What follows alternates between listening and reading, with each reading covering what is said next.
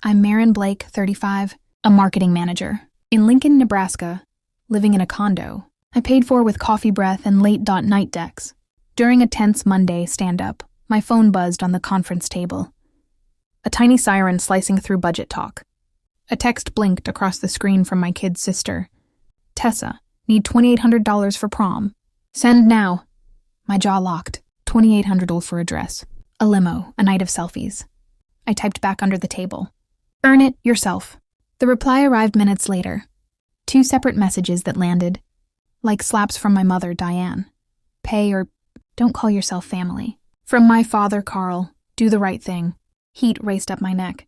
For years, I'd wired Aunt money to a joint family account I'd opened. Bills, groceries, the basics, I told myself. Emergencies. Yet here I was being extorted for satin and rhinestones. Anger rose, but something sharper threaded through it. The cold realization that I'd been convenient, not cherished. That night, I paced my living room, replaying their words until the carpet felt thinner. I scrolled bank transfers. Widen $200 here, $800 there. A string of kindnesses I'd labeled duty. I thought of Tessa's birthday parties that shimmered while I worked weekends. Of Diane's quick excuses, of Carl's quiet, can you help? At midnight, I stood over my laptop with the same steadiness I used to approve a campaign. Finger by finger, I cut the cords I'd tied. Subscriptions I covered for them canceled. Auto transfers canceled. Alerts enabled. The JointNot account stayed open, but my faucet was off. By 8:30 the next morning, my world felt tilted, eerily quiet.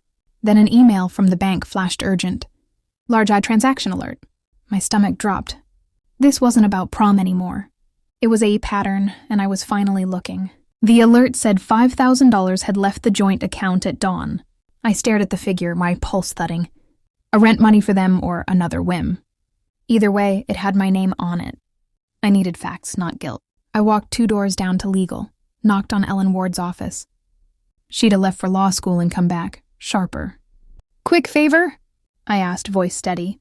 Minutes later, with my credentials and her calm, we were inside the bank portal. The ledger told a story my memory had tried to redact. Months of large transfers to card issuers. Auto Finance, a lender I didn't recognize. Then the smaller taps. Boutique, restaurant, a travel agency, and unbelievably a prom planner. Ellen scrolled, brow knitting. This isn't groceries, she said.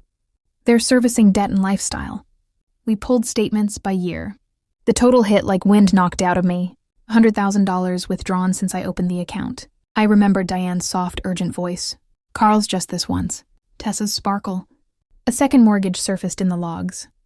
I closed my eyes, then the faucet. Properly this time.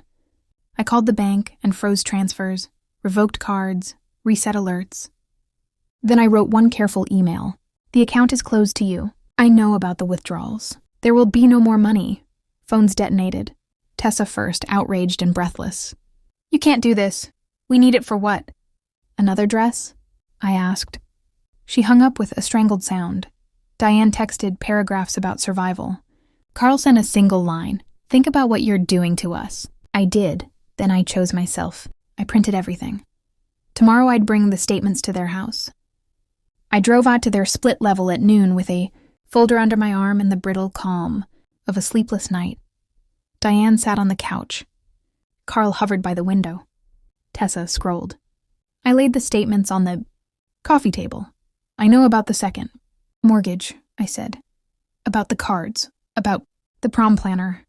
Diane's mouth pinched. You don't air family business. You made it my business when you spent my income, I answered. Carl bristled. We were drowning. You were supposed to help.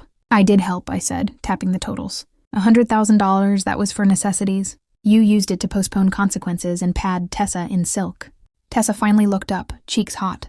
I didn't ask you to open that account. You asked for $2,800 and called it love, I said. Love is not a wire transfer.